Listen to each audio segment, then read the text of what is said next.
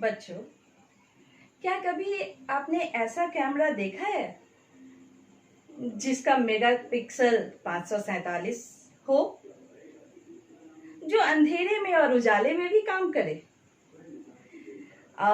जिससे दूर की वस्तुओं को और नजदीक की वस्तुओं को भी आसानी से देख सके, साथ ही साथ जिसे चार्ज करने की भी जरूरत ना हो।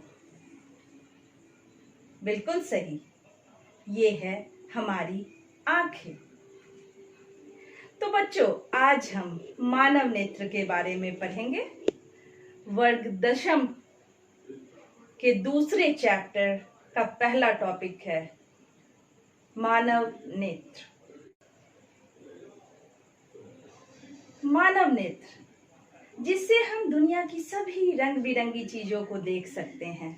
वैसे तो हमारी 5 ज्ञानेंद्रियां हैं, लेकिन अगर आंखें ना हो तो हम इतनी सुंदर सुंदर फूल, चिड़िया और पूरी दुनिया की समस्त चीजों को हम नहीं देख पाएंगे। हमारी आंखें, अगर हम बाहर से देखें इसे, तो हमें मुख्य रूप से वहां 4 चीजें दिखाई देती हैं। ये जो 4 चीजें हैं वो हमारे पलकों से ढकी रहती। पलक का काम है आंख को सुरक्षित रखना। आंखों का जो बाहरी भाग है, उसमें जो सफेद रंग का भाग हमें दिखता है, उसे स्क्लेरा कहते हैं। इसके बाद जो अंदर में काले रंग का भाग दिखता है, वह कॉर्निया कहलाता है। अगर गौर से हम देखें तो वह कॉर्निया ट्रांसपेरेंट यानी पारदर्शी भाग होता है, और उसके बीच में अलग अलग रंगों की आंखें दिखती हैं सभी की। किसी की हरी, किसी की नीली, किसी की भूरी और किसी की काली। यह जो रंगों का अंतर होता है वह आइरिस की वजह से होता है। आइरिस, जिसे हिंदी में परितालिका कहते हैं, इसमें कुछ पिगमेंट्स पाए जाते हैं और उन पिगमेंट्स के कारण ही हमारी आंखों का रंग अलग अलग होता है। आइरिस के अंदर बिल्कुल केंद्र में अगर हम देखें तो काले रंग का एक भाग होता है जिसे पुतली कहा जाता है। तो हमारे आंखों को अगर हम बाहर से देखें तो हमारे आंखों में ये चारों चीजें हमें दिखाई देती हैं। अब हम आंखों के अंदर वाले भाग को देखें। आंखों के अंदर के भाग को अगर हम देखें तो इसका व्यास 2.3 सेंटीमीटर होता है, और हमारी आंखें जो है वह मुख्य रूप से 3 सतहों से मिलकर बना होता है। सबसे ऊपरी आवरण को स्क्लेरा कहते हैं। उसके बाद बीच वाले आवरण को कोरोइड और अंदर वाले आवरण को रेटिना कहते हैं। यहाँ स्क्लेरा जो होता है उसमें रक्त की कोशिकाएं नहीं होती है। यह हमारी आंखों को सुरक्षित रखता है। कोरोइड में रक्त कोशिकाएं पाई जाती हैं और ये हमारे नेत्र को पोषण प्रदान करता है, तथा रेटिना वाले भाग पे हमारे आंखों में प्रतिबिंब बनता है। अब अगर हम शुरू से अंदर की तरफ जाएं तो सबसे पहला जो बाहरी भाग, जिसे कॉर्निया हम कह रहे थे, वह ट्रांसपेरेंट यानी पारदर्शी भाग होता है और एक प्रोटेक्टिव लेयर का भी कार्य करता है।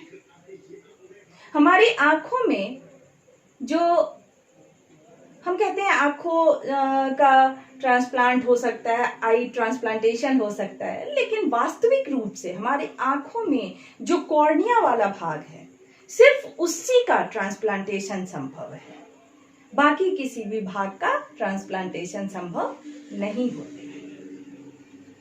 अब कॉर्निया से जब हम आगे बढ़े तो यहाँ हमारी परितालिका जिसे आइरिस कहते हैं, और कॉर्निया के बीच में द्रव्य भरा रहता है। उस द्रव को एक्वस ह्यूमर कहते हैं। इसके बाद यह जो परितालिका है, उसके बीच के छिद्र को यहां हम पुतली कहते हैं। परितालिका पुतली के साइज को घटाता या बढ़ाता है। जब हम बाहर धूप में, तेज धूप में जाते हैं तो हम अपनी आंखों को सिकोड़ लेते हैं। इसकी वजह होती है कि तेज रोशनी हमारी आंखों के अंदर ना जा सके, और इसी वजह से जब हमारी आंखों में तेज रोशनी जाती है तो हमारी परितालिका फैल जाती है, और जो हमारी जो पुतलियां हैं वो छोटी हो जाती हैं, ताकि कम रोशनी आंखों के अंदर प्रवेश कर सके। वहीं जब हम थोड़ी कम रोशनी में आते हैं तो हम अपनी आंखों को फैला कर देखते हैं। यह इसलिए क्योंकि जब हम आंखों को फैलाते हैं तो हमारी पुतलियां बड़ी हो जाती हैं और अधिक मात्रा में रोशनी हमारी आंखों में प्रवेश करता है। यह कार्य था हमारी परितालिका और पुतली का। यह हमारे आंखों में आने वाली रोशनी को नियंत्रित करता है। वहां से जब हम आगे बढ़े तो यहाँ हमारी आंखों में लेंस पाया जाता है। यह लेंस उत्तल लेंस होता है। पिछले अध्याय में हम 2 प्रकार के लेंसों के बारे में पढ़े हैं, उत्तल और अवतल लेंस।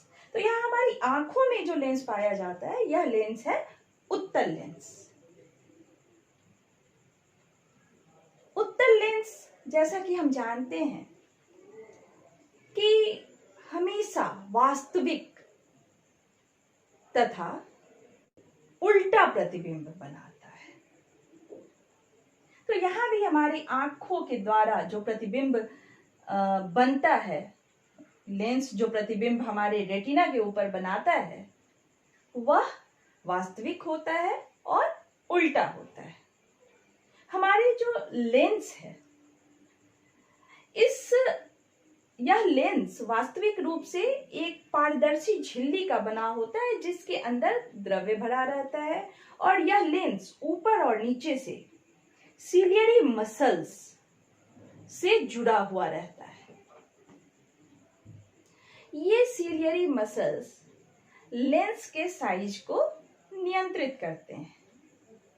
अगर हम दूर की वस्तुओं को देखते हैं तो दूर से चूंकि समानांतर किरणें आती हैं, तो समानांतर किरणें जब लेंस के ऊपर जाती हैं तो प्रतिबिंब जो है वह रेटिना के ऊपर बनता है। यहां लेंस का साइज थोड़ा पतला हो जाता है, ताकि उसका जो फोकस है वह अधिक हो जाए, ताकि हम दूर की वस्तुओं को आसानी से देख सके। वहीं जब हम पास की वस्तुओं को देखते हैं तो उसका साइज मोटा हो जाता है, जिससे कि प्रतिबिंब हमारे रेटिना पर सही से बन सके। और वह इसलिए होता है ताकि लेंस की जो फोकस दूरी है वो कम हो जाए। इस प्रकार दूर और अधिक की वस्तुओं को सही स्थान पर बनाने के लिए हमारा जो लेंस है वो सामंजस्य करता है, एकोमोडेट करता है अपने आप को, ताकि सही स्थान पर प्रतिबिंब बन सके। और लेंस को मोटा और पतला करने का काम पक्षमाभी पेशियां या सिलियरी मसल्स के द्वारा किया जाता है। लेंस से आगे जब हम बढ़ते हैं तो हमारे नेत्र गोलक के अंदर एक द्रव्य भरा हुआ रहता है। उस द्रव्य को कचाभ द्रव्य कहते हैं। यह जो कचाभ द्रव्य है, यह आंखों में एक प्रेशर यानी एक दाब बनाता है, ताकि हमारी आंखें गोलाकार रहे, उसका शेप निश्चित रहे। इस द्रव के कम या अधिक होने के कारण आंखों में के दाब में अंतर हो सकता है। अब जब लेंस से होकर किरणें रेटिना पर जाती हैं, तो रेटिना हमारा, जिसे हिंदी में दृष्टि पटल कहते हैं, वहां इन वस्तुओं का प्रतिबिंब बनता है। वह एक स्क्रीन की भांति कार्य करता है। रेटिना में दो प्रकार के कोशिका पाए जाते हैं, रॉड्स और कोन्स। रॉड्स जिसे छड़ाकार कोशिकाएं कहते हैं और कोन्स जिसे शंक्वाकार कोशिकाएं कहते हैं। इन दोनों कोशिकाओं का कार्य अलग अलग होते हैं। जैसे अगर हम अभी इस कमरे का लाइट ऑफ कर दें, यहां हम अपने दोनों हाथों में हमने दो बॉल को लिया है। अब इस बॉल को अगर हम गौर से देखें तो इसका रंग हमें अभी पता नहीं चल रहा है। यहाँ जब अंधेरे में हम किसी वस्तु को देखते हैं और अगर वह वस्तु हमें दिखता है तो वह हमारे रॉड सेल यानी छड़ाकार कोशिकाएं जो हमारे रेटिना में पाया जाता है, उसके कारण हम किसी भी वस्तु को काला या उजला यानी ब्लैक एंड व्हाइट जो हमें दिखता है, वह हमारे रॉड्स कोशिकाओं की वजह से दिखता है। अब हमारे हाथ में जो बॉल है, एक ऑरेंज कलर का और एक ब्लू कलर का, ये बॉल पूरी तरह से हमें दिख रहा है। यह जो बॉल हमें दिख रहा है, यह हमारे कोन्स कोशिकाओं के कारण यानी शंक्वाकार कोशिकाएं जो हमारे रेटिना में उपस्थित है, उसके कारण हम किसी भी रंगीन चीजों को देख सकते हैं। इसे याद करने का तरीका कोन्स, स्टार्टिंग हो रहा है सी से, सी फॉर कलर, यानी रंगीन चीजों को हम कोन्स की वजह से देख पाते हैं और काले और सफेद चीज यानी अंधेरा और उजाला जो हमें दिखता है, वह रॉड सेल की वजह से दिखता है। रेटिना से जितनी भी दृक् तंतु हैं यानी ऑप्टिक नर्व्स है, वो निकलकर हमारे मस्तिष्क तक जो जाता है, वह बिंदु जहां से सारा ऑप्टिक नर्व निकलकर हमारे मस्तिष्क तक जा रहा है, उस बिंदु को ब्लाइंड स्पॉट कहते हैं। वहां कोई भी प्रतिबिंब नहीं बनता है।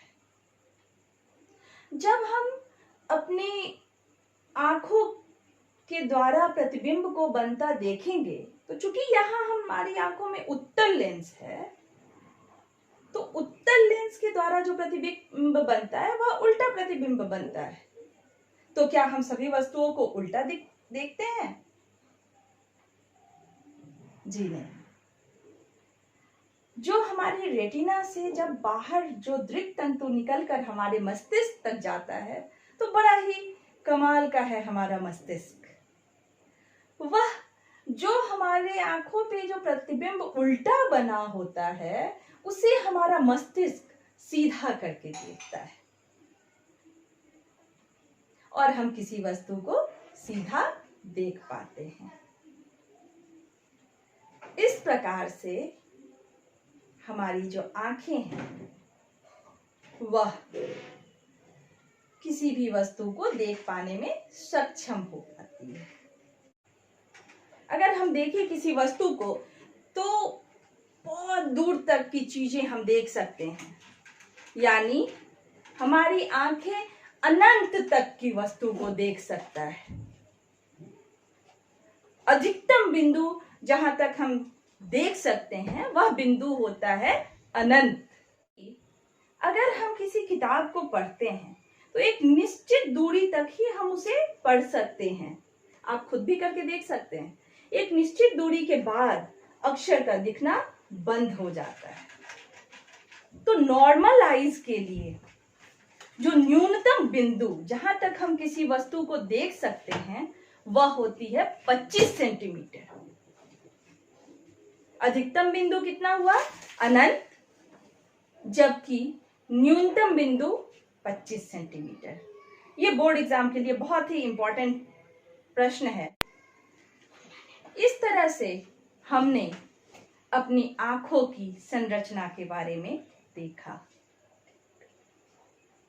अगले क्लास में हम आंखों से संबंधित रोगों, किस तरह से और किस प्रकार के रोग आंखों में हो सकते हैं, यानी मानव दृष्टि दोष के बारे में हम देखेंगे। इस टॉपिक के जो इम्पोर्टेंट प्रश्न है वो ये है।